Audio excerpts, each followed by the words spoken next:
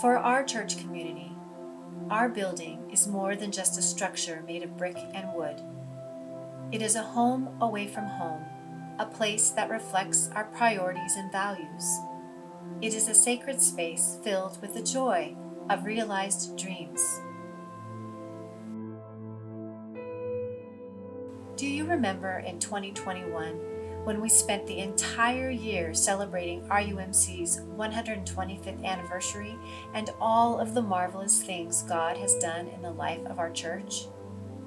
We learned about our church's rich history of meeting the moment, of our ability to transform our space to better enrich the congregation and serve the community. Do you remember that in 1896, 13 families began worshiping together in their living rooms? And then, in 1908, the growing congregation funded and built their new little white church on 164th and Redmond Way, where the women started the church's very first lunch program. And then, 18 years later, in 1926, the little white church was pulled by horses to our current downtown location on the corner of 80th and 166th, where the flourishing congregation added the chapel onto the little white church so they could have more space for worship, potlucks, Sunday school, and social outreach.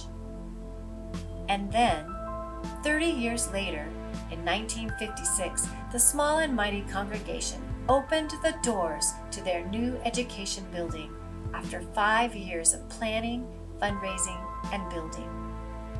And then, in 1986, 30 years after the education building was finished, the congregation broke ground for what we still call the new sanctuary, where we continue to love, serve, and grow in the heart of Redmond. And then, in 2021, when it became necessary to reimagine what church could look like, do you remember when I asked this small and mighty congregation this question? What is our and then?